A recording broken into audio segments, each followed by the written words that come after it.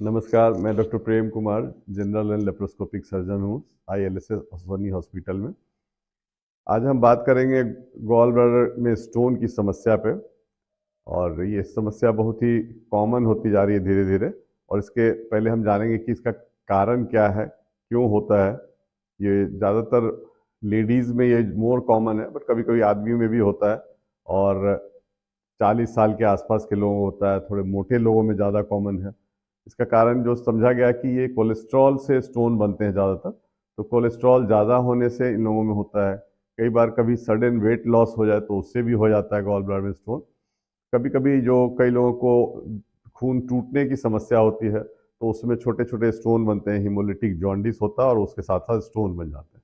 तो ये 4-5 कारण है। कई लोगों में कोई भी कारण नहीं पता लगता है तो भी उनमें स्टोन मिल जाता है। इसके बाद इनके जो गॉल ब्लैडर के जो स्टोन होते हैं वो प्रेजेंट कैसे करते हैं। तो कई बार ये पेट में दर्द से प्रेजेंट करते हैं, कभी कभी खाना नहीं पचना या खाने के बाद पेट भारी होने की समस्या हो जाती है। तो जब हम उसको अल्ट्रासाउंड करते हैं तो हम लोगों को दिख जाता है कि उसमें स्टोन है। तीसरा जो कॉमन प्रेजेंटेशन होता है कि पीलिया के साथ प्रेजेंट करते हैं। कभी कभी उल्टी आती रहती है, पेट दर्द, उल्टी और पीलिया हो जाए, तो ये सब कई प्रेजेंटेशंस हैं। कभी कभी क्या होता है कि किसी और कारण से हम अल्ट्रासाउंड कराते हैं और उसमें स्टोन दिख जाते हैं, जिसको हम लोग साइलेंट स्टोन बोलते हैं। तो ये कई तरह से प्रेजेंट कर रहे हैं जो स्टोन।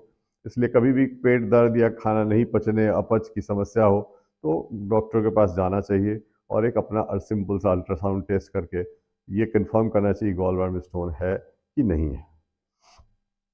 तो इसको फिर टेस्ट करने के लिए अल्ट्रासाउंड करें, खाली पेट करें तो ज़्यादा अच्छा रहता है। और नहीं तो खाना खाने के बाद गॉल ब्लैडर सिकुड़ जाती है और फिर ठीक से हमको दिखता नहीं है।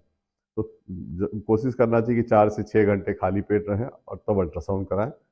एक बार जब ये कंफर्म हो जाता है कि आपको गॉल ब्लैडर की समस्या है तो फिर बाद में ब्लड टेस्ट भी साथ में करना चाहिए, जिसमें CBC और लीवर फंक्शन टेस्ट की ब्लड टेस्ट है वो करना चाहिए। उसके बाद अगर गॉल ब्लैडर के स्टोन कभी कभी नली में आ जाती है तो फिर MRI करके भी कंफर्म करना पड़ता है उसका पोजीशन और उसका साइज, जिससे कि हम ट्रीटमेंट डिज़ाइन कर पाते हैं। जब एक बार ये समस्या का फाइनल पता चल जाता है कि गॉल ब्लैडर में है पथरी, तो हम लोग उसको फिर ट्रीटमेंट के बारे में सोचते हैं। तो ट्रीटमेंट कई तरह से हैं। जो सबसे पहले पद्धति थी वो चीरे लगा के बड़ा ऑपरेशन करते थे, तो वो थोड़े पेनफुल रहता था, उसमें रिकवर करने में टाइम लगता था, घाव में कई बार इन्फेक्शन हो जाता था। तो फिर कुछ सालों से लेप्रोस्कोपी विधि या फिर कभी कभी दूरबीन विधि बोलते हैं, तो उससे सर्जरी होने लगी है आजकल पिछले 15-20 साल से। तो जिससे काफ़ी जल्दी रिकवरी हो जाता है। एक दिन में लोग घर चले जाते हैं, दूसरे दिन से घूमने फिरने लगते हैं, खाना खाने लगते हैं। तो वो बहुत ही अच्छी विधि है इलाज के। और आजकल हम लोग कॉमनली यही करते हैं।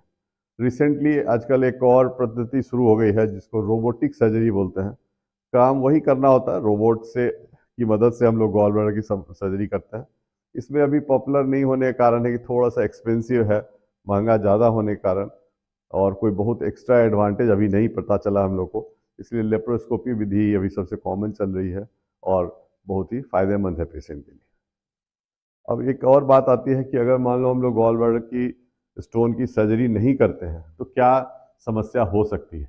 कई लोग पूछते रहते हैं कि डॉक्टर साहब मुझको तकलीफ नहीं दे रहा है तो मैं क्यों करूं। तो ऐसे लोगों को मैं बताना चाहता हूं कि गॉल ब्लैडर अगर साइलेंट स्टोन्स मिल जाते हैं इंसिडेंटली, तो अगर पेशेंट को डायबिटीज हो और या तो size of gallstone 10-11 mm से बड़ा हो तो भी सर्जरी कर लेना चाहिए। नहीं तो तरह तरह की समस्या आती रहती है ना, जैसे इन्फेक्शन होते रहेगा बार बार, पीलिया होने का खतरा रहता है, और कई बार वो फट के आंतों में चली जाती है। और सबसे जो बड़ी समस्या है पेनक्रेटाइटिस की, वो होने की संभावना रहती है।